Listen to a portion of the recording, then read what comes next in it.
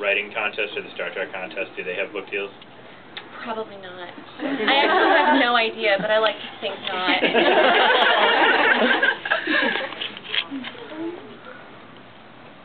I confess I hadn't read the story. I just randomly heard a couple of adult romance bloggers chit-chatting about it on Twitter, and then I went to a bookstore and saw the cover just last night, and it caught my eye, and then I got an email that you're coming for as well. But I just read just a couple of brief reviews, and it looks like it said Beijing. Yes. What made you choose that career? Well, there's two reasons. The very scholarly, important reason is because a lot of fairy tale scholars can trace our Cinderella story back to 9th century China. And instead of a fairy godmother, she actually had a talking fish, and it was the first recorded, recognizable Cinderella story. And so it felt like it had a really great cyclical quality for the 9th century China to the future China. The not scholarly reason is that I'm a huge Sailor Moon fan, and my original inspiration for Cinder's character was actually a Japanese actress who played Sailor Jupiter in the live-action Sailor Moon show. And even though Cinder's changed a lot since that initial inspiration, it just seemed like it belonged in futuristic Asia. So. Your social hierarchy is really interesting with the androids, cyborgs, and people. Was that always a focus, or are you going to deal with that in later books? It will. It will continue to come up. It didn't start out a focus. And in the early draft, there really wasn't the oppression of cyborgs that you see in the final book, which didn't work at all. I mean, as I started revising, I was like, why does everybody hate her? Even I don't get it. And so then it kind of slowly developed into, that people just don't think they're trustworthy, they don't really understand them, and of course, ignorance often leads to prejudice. And so it did slowly develop over time, over multiple drafts. Going back to the New Beijing question, it's sort of a multi-part question. Did you do a lot of research, or do you feel that, I've read the first 5 chapters that were available on Kindle. I noticed not all the names are Asian, but some seem to perhaps have Asian, references. How did you create this Asian culture? Is it one specific, is it China? Is it Japan? Is it, can you just talk more about that? Yeah, it's actually, the country is called the Eastern Commonwealth. So in my futuristic world, the story takes place 126 years after the Fourth World War. And so the history is that after the World War, they decided we can't do this anymore, huge waste of resources and everything, and that, part of the problems that were being created on Earth is that there's just too many countries fighting over the land and fighting over the resources. And so they conglomerated down into 6 countries. And the Eastern Commonwealth takes up all of our modern day in Asia, from Japan to India, and then a large part of Russia also. And so when I was creating the culture, I tried to, take bits and pieces from a lot of different Asian cultures.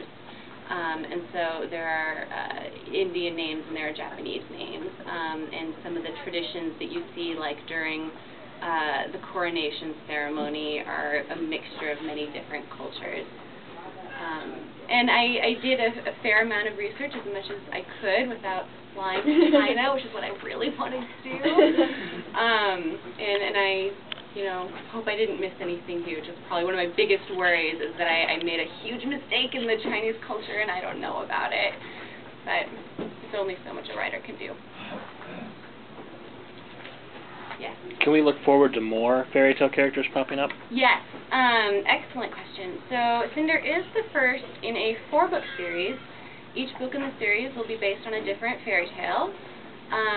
So book number 2 is Scarlet. It's based on Little Red Riding Hood. Book number 3, Cress, is based on Rapunzel. And book number 4, Winter, is based on Snow White. And so Cinder continues to be the main character. She is the hero of the story, and you'll see her travels continue. but in each book you meet a new heroine who has her own problems and her own romance and, you know, her own story to tell. And as their stories go on, their paths kind of intertwine and they join forces against their common enemy, being the evil queen. So did they travel to like different regions, like outside of the Eastern? Mm-hmm. Yeah, book 2 is largely set in France.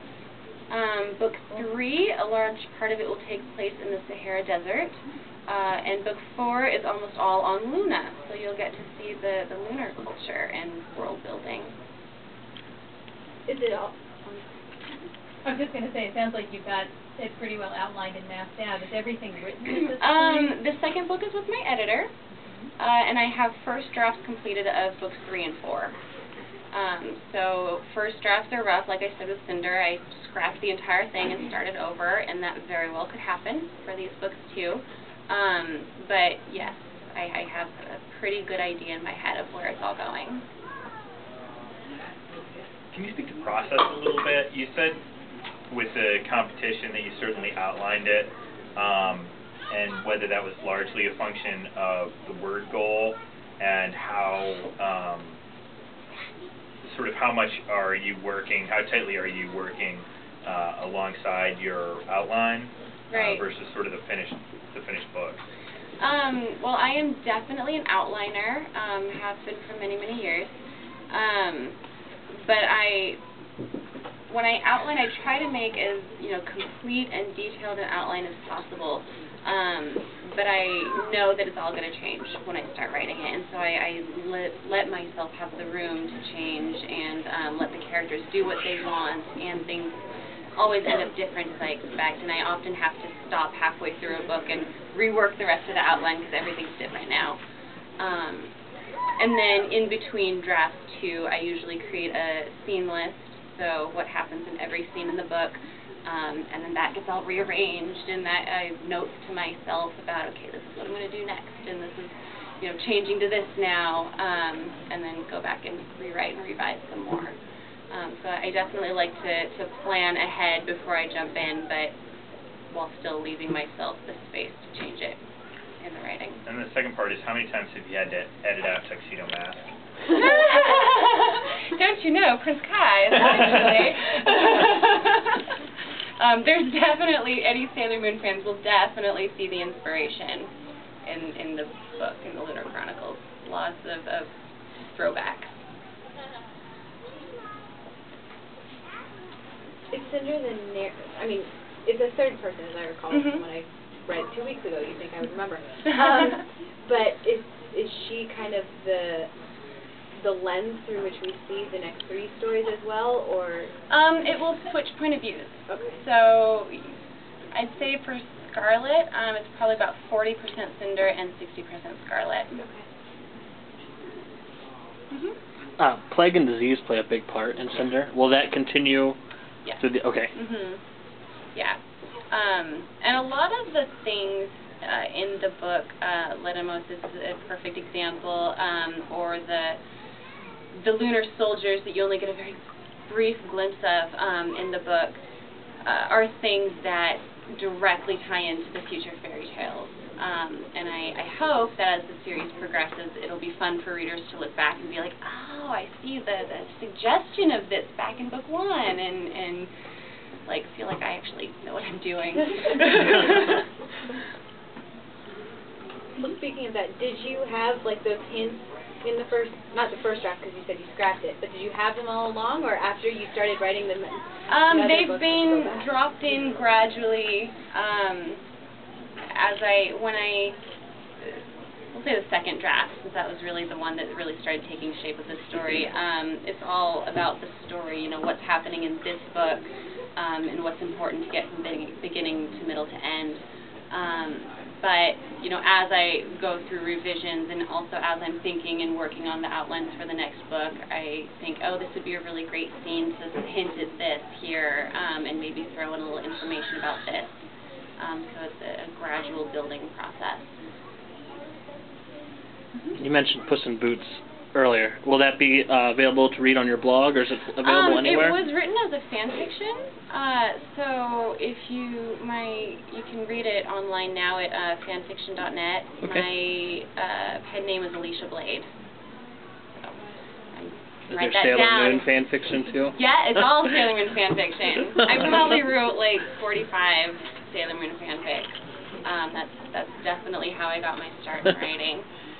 So I'm proud of it. What was your day job, out of curiosity? I was an editor for 5 years, and then I became a freelance typesetter and proofreader. So always kind of a bookie. Always books. I always knew I wanted to have a job in books.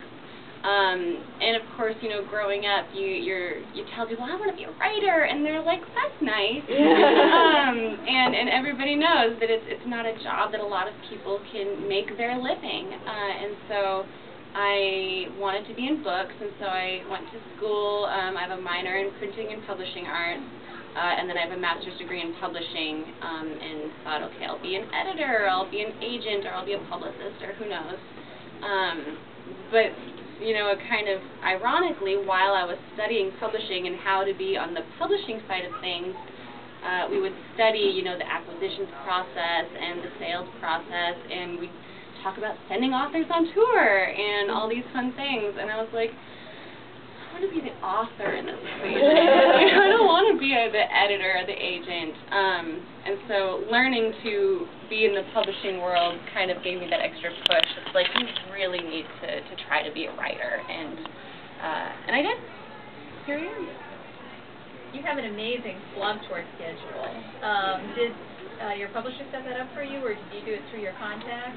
A kind of a mix of both. I have a lot of blogger friends, so I sent a list to my publicist and was like, you know, these are some blogs that I really love and some blogger friends, and it would be really great if they were included. And she included all of them, and then she also had a lot of her own contacts as well. So, yeah, so I've actually met a lot of new bloggers through it. It's been a really awesome experience. The blog tour has been fun. So, what were the books that you read as a kid, that you read over and over, that you just loved? Well, for starters, I'm not really a read-over type. Okay. But I did read Charlie and the Chocolate Factory many a time, and Anne of Green Gables. Yeah. Yeah. What else did I read many times? Not until I was a teenager did I really read manga. So what about fairy tales as like an inspiration? Like what inspires you about fairy tales? I love fairy tales. I've always loved fairy tales, and I don't really know where that. You know what? That's a lie, actually. I think I can pinpoint where it started. So my first Disney love was, of course, The Little Mermaid, which came out when I was like 4 or 5 or something, and saw it in theaters and everything. And then maybe my grandma, somebody gave me a book of fairy tales, and the first one in the book was The Little Mermaid, Hans Christian Andersen, and I'm like, oh yay, I'm so excited to read it, and then I read it. And if you know, it does not have a ending. I was so shocked and stunned by this, and I think that kind of started this whole fascination with, like, what is Disney not telling us? And I've kind of been intrigued ever since with how they have this, like, really dark, gory history that not a lot of people know about. And I also took a fairy tale fantasy literature course in college, and we went really in depth into like the symbolism in fairy tales and how they speak to your social subconscious, and it was just really fascinating, and I just have been in love with fairy tales ever since. I don't think anybody who knows me was surprised that my first book was a Cinderella retelling. I think they're all like, yeah, clearly. Are there any other questions? Okay, well, thank you so much. Thank you